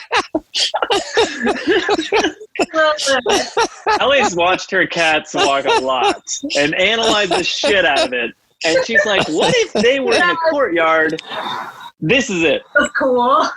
There you go. That's everyone should be sad forever they couldn't see that. Yeah, that's a strut. I'll let Gus post it. My favorite thing was your arms flaring out at the end, and you're like, "It's cool." That's like all the kids walk. Just like a cat. I'll let Gus post something on Instagram. If you see a cat walk, you'll know very much that it is not fucking cool. It's oh my God, that was seriously the greatest thing ever. I feel like we should have said that tWoTcast for this week, but there's so much more to say. Well, there's also no one can see it. I'll send you the link. I know, but that's not important, Jono. I don't care about the listeners and our viewers. Yeah, we have viewers. I'll send you a video link to our Instagram. I'm sure Gus will post something for it. Oh, there you go. Oh, okay. There you go. And then so there's a place to see it, so they can find it somewhere, Jono. See? There we go. All right, let her go. She's trying to keep going. Okay. They discussed statues again. Again, not fucking important. No one will ever care about these statues. Who gives a shit? Boom. No one cares. I'm sure they're going to be important. They just haven't been yet. No, you nailed it. That's it. Bart thinks he's Gawain. Gawain is definitely flattered because much like the guy I think is in love with Perrin, Bayar, I think that Gawain is in love with Rand. I completely agree with you 100%. I've read the entire series. That's all I'm saying. That actually makes a lot of sense. Doesn't about it. 100%. Completely agree with you. You know that random group of dark friends like Rand kills? Like, Gus excited that Gawain sent them with a letter for Rand. That's correct. Trollocs to come and save Rand. Like, Gawain's like, did you get my Trollocs?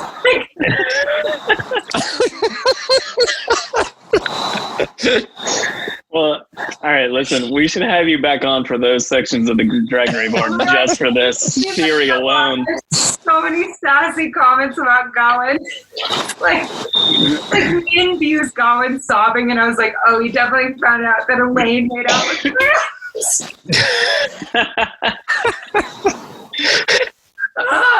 oh my God, it cracks me up. But yeah, Bart thinks he's Gawain. Gawain is flattered beyond all reason.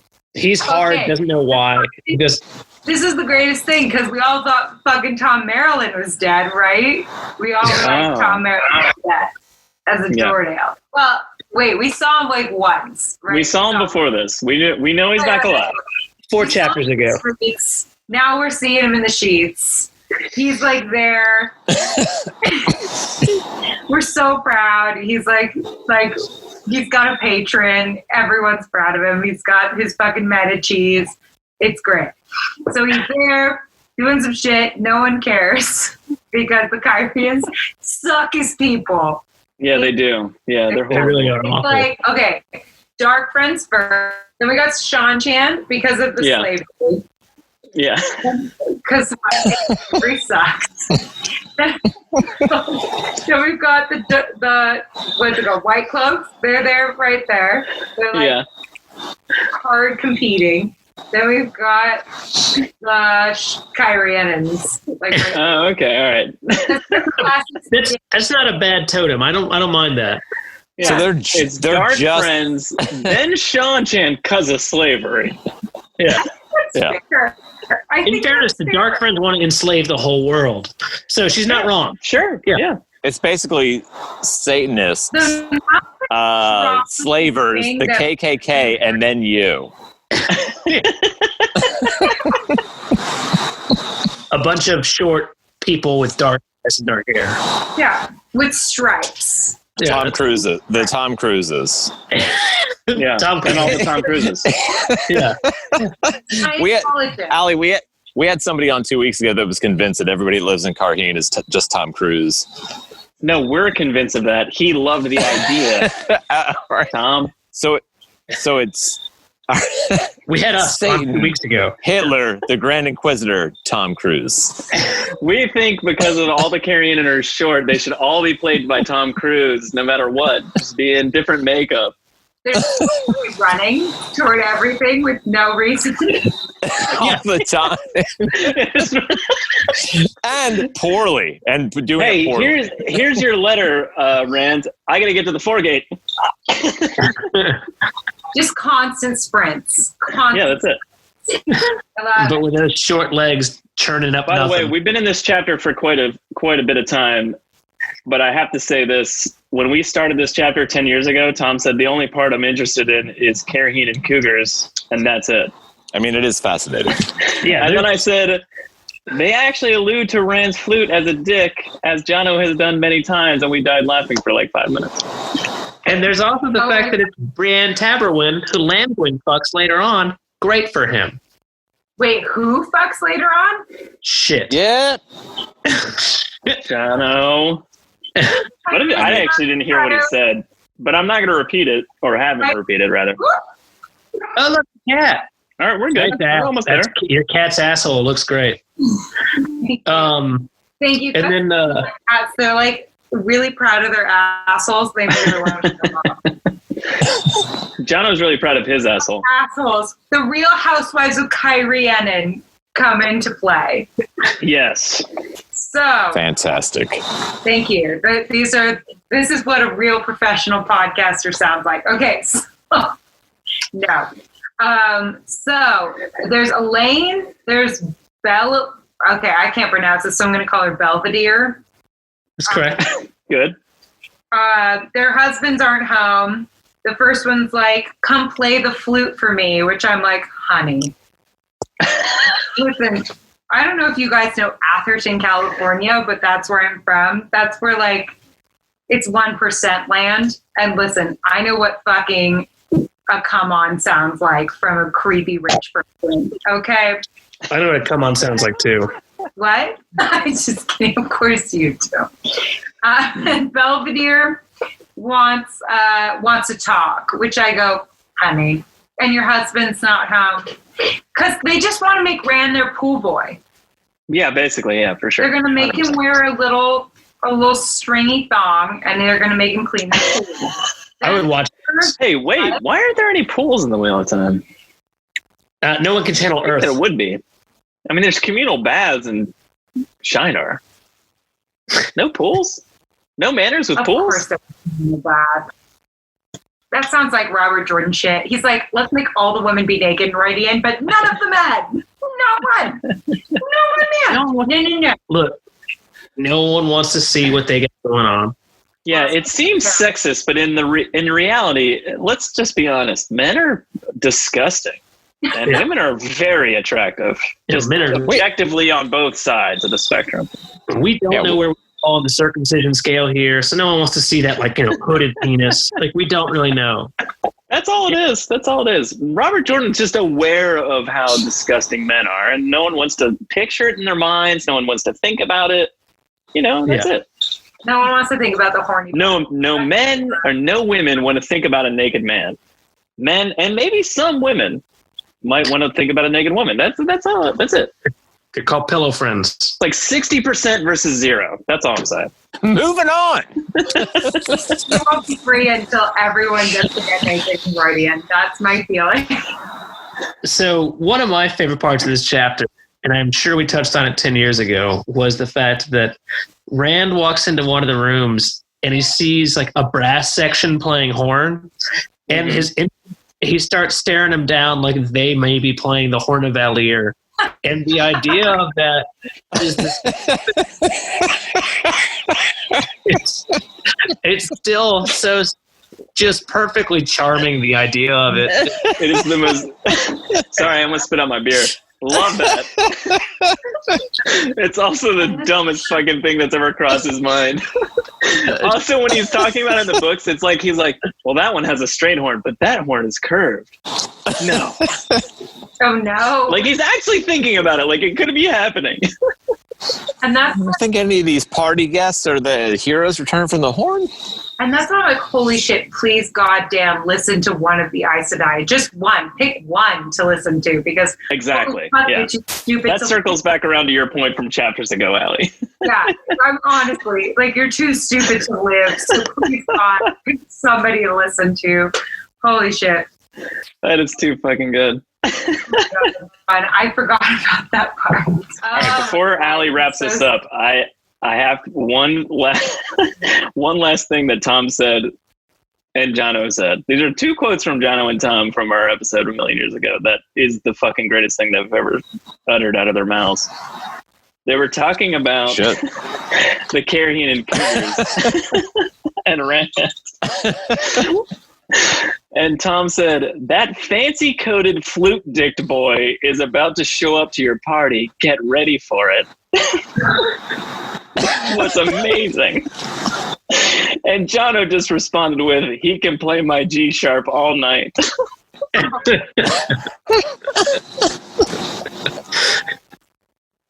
That's it. Oh my God. Holy shit. Fancy coated flute dicked boy? That's correct. The fucking greatest thing you've ever said out loud. It should be the entry for Rand in the encyclopedia for the book. Fancy coated flute dick boy, born in the 2 rivers, but actually born. Yes. Wait, what? All right, sorry. I didn't mean to derail again. Oh, that's the greatest thing I've ever heard. Amazing. Allie, finish it off. Well, I call them, as you called them the Kyrian and Cougars, I called them the Real Housewives of Kyrian. Same thing, yeah. I mean, I like that better. Oh, God. That is better also. 10 years ago, that wasn't a... And we'll talk. And then they just start calling each other hoes, which is incredible. Yeah. And then this third that is true. Yeah. slightly older lady comes, and Rand is like, bye-bye, and runs over to Tom in like a you handle this situation kind of way. Yeah, you're right. It is just one. It's just one cougar and 2 real housewives. Younger, yeah. Well, 3 real housewives, one of which is a cougar. That's really what you're saying. Well, they just want to make Randy their little pool boy, and then maybe he can clean something else that hasn't been, piped in a while. And then Rand makes it to Tom. Wait, what? What would that? Oh, I don't know, some plumbing that needs to be maintained. Tom, she's talking about vagina. Like a septic tank? Oh. There's just, it's just been empty for too long. They just need to snake it. Snake that drink. Hey, to your point earlier, Allie, I wrote, Rand murders Dina just by talking to Tom. Legitimately murders Dina right now. Like, okay, let's discuss the murder that just occurred. So and then starts a civil war. He legitimately just starts it by talking. Okay, and I'm like, how much of it is tWoTcast and how much of it is dumbassery? Like we've talked about this. 50-50. There is nothing smarter from an author point of view than just entering this new gimmick called tWoTcast, in which case your character just goes, I don't know, but it works. Because everything can be explained almost by tWoTcast. Like Rand seemed to fuck 3 women, like presumably, tWoTcast. Like having all these things, like Rand getting to fuck, I don't know, Goen, tWoTcast. Rand getting to fuck his father who's wearing, his, at one point, the key to him, tWoTcast. Like, there's so many amazing things that you can just call tWoTcast. Honestly, as a writer, I'm pissed. Like, I'm like so mad at, like. Are you mad because he came up with a brilliant way to like work such bullshit into his stories? Okay, all right. Yeah, it's a combo. So fucking annoying. They're like, oh, good for you. Like, fucking hell. You son of a bitch. My shit is unbelievable, but you get to get away with fucking murder because tWoTcast. You bring in what is supposed to be oh fuck, what's the damn term? Not MacGuffin. But like the idea that you're not, you pretty much, it's God something. In Latin. He basically explained them being the center of the books. Yeah. You literally have in a literary sense. plot twist as a character. Yeah. That's untouchable, built into your plot. I love it. It's also, again, vaguely humiliating as a writer.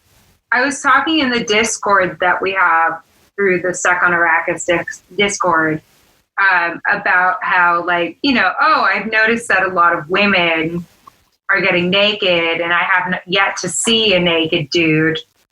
Granted, I'm not seeing anybody, but I'm just pointing it out that I understand that women are much more interesting naked societally than dudes, but I've yet to see a naked dude, and as a straight woman, I'm like, hey, what's up?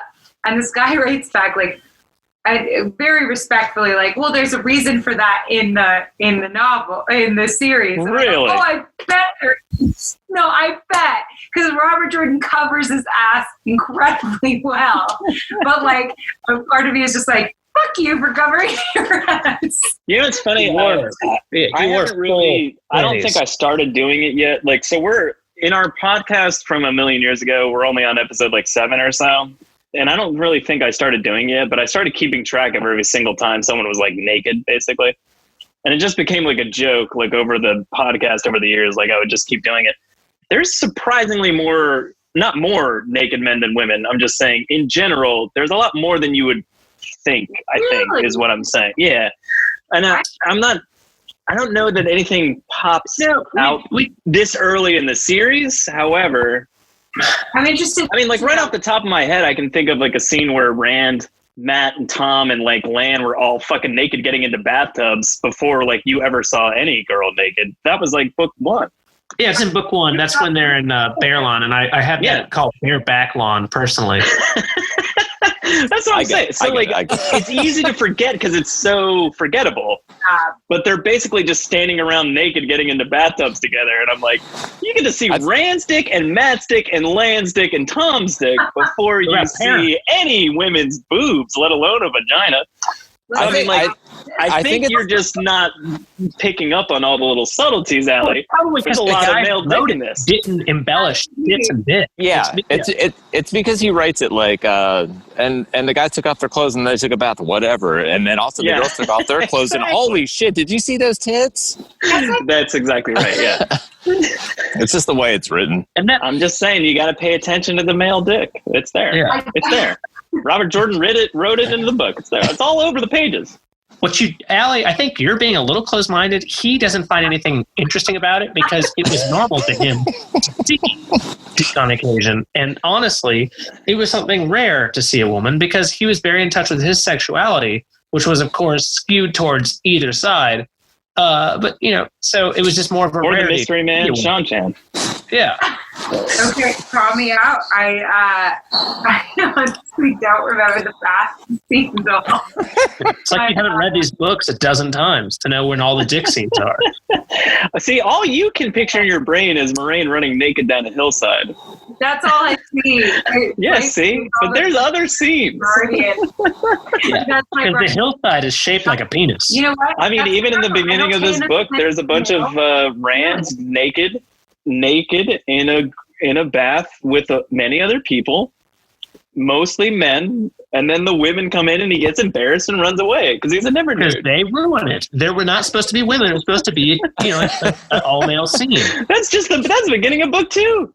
You're blowing my mind. I do not remember this at all. Again. That's hilarious. Yeah. You know why? Because you put the male body out of your mind, as you should. Speaking of dicks, the Kyrianan women want to see his. Yes. Thanks for getting us on track in a very well done way. That was a great transition. And to ignore the fact that I clearly blatantly forgot all the dick scenes in this book. I'm gonna need you to send me some page numbers. Hardback, softback. What do you got? But Huron interrupts to tell Rand that Rand goes, they all want on my ween, and Tom chokes. Yeah. He's just like, they all want me to come over while their husbands are out of town, and Tom's like, and Tom would just fuck on the regular, as if that's not sick. I love Tom's response is that shit will give you an education that you fucking need, man. That every man needs at some point in his life, Jono. I wonder what that education is. I think all of Matt's behavior can be explained by the fact that he gets some tutelage from Tom. Yeah. Going forward. We're talking about penis and vagina, Jono. No, dickhead. Talking about tickling women, and I'm like, honey, you're not tickling around the Stone of Tyr. That's not what He's not coochie coo around the fucking Stone of Tyr. That's not what's occurring. Let's be honest. I like how this conversation wraps up with Tom being like, "You're not trying to rope me back into this shit, are you?" And he's like, "No, I just genuinely didn't want to get my dick wet." Yeah. And then that's it. There's no ulterior motive here at all. I just don't want to have sex with these women. But Rand also doesn't explain about his chastity belt, so. But here's the conversation to tell Rand that your servant had a fall, which means that Matt needs him. And then Rand is like, that fucking idiot, but is just talking shit. And then Tom compliments Rand at playing well at being the Lord and tells him that the Kyrian play Dias de Mar, that the White Tower invented the game, son. And those are my fucking... As you throw it at the microphone. Yeah, I'm just throwing it at the computer. And these are my notes. Fuck it all. Here it is. That's tWoTcast for this week. If you have any comments or questions, the best way to find us is on Twitter @tWoTcast. Listen wherever you get your podcast. Email us, tWoTcast@gmail.com. You can join us in conversation on our Discord server. Not true. Permanently linked at the top of our Twitter profile. Not you true. Have to delete. You have to delete that. We're on Patreon way more often than we used to be at patreon.com/tWoTcast. If you enjoy the show, help us out and give us your money. Not some of it, all of it. Yeah, all of it. And enjoy exclusive content only on our Patreon. Give us all of your money. tWoTcast theme songs brought to you by Taffy Bennington at Sing with Taffy on Twitter and Anarchy101 on YouTube, and also everyone's favorite musician on Twitter of Time, #Twitter of Time, Androl at Androl Genhold on Twitter, and Androl Bard of Time on YouTube. Allie, give us your plugs. Let's hear them. You can follow us on Twitter and Instagram at WheelTakesPod, and on Facebook at Wheel Takes Podcast. We are also on pretty much every podcast distributor at Wheel Takes Podcast or Wheel Takes. And I'm wondering if I have anything else to say. I don't think so. I think those are our 3 major platforms. So yeah, give us a follow if you're interested. All right. Join us next week for the Wheel of Time Book 2, The Great Hunt, Part 11, covering chapters 33 through 36. You've been listening to Jono. Jono! Joe. Keep the change, you filthy animals. Why is the reaction so slow? I'm Tom, Study Your Math, and Allie, thank you so much for being here. Me. Thank you for being here, Allie, what's your catchphrase? Oh, shit. That's good. Oh, shit. That's it. That was perfect. Thank you. I do it again. Yeah, you're well off the top. Allie, what's your catchphrase? Oh, shit. Thank you. I do what I can. Probably on the way. Among the first to start, the tWoTcast was so smart to lovingly bash our favorite books. But that was long ago, and now they've grown the show, and now they got us in their hooks. Don't throw coins to these bastards, they need bars of gold at least. Someone please keep them afloat. Now let's listen as they once again ramble through a book. Let's get the fucking quote.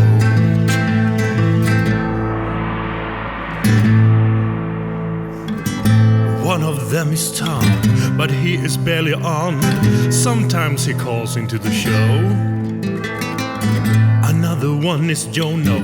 Is he their joker? Oh no. And Joe, is he the stupid one? Welcome to the tWoTcast. We will share our love for books and all our hate in every episode. We'll entertain you, make you laugh so hard you barely can stand up. That is the tWoTcast code.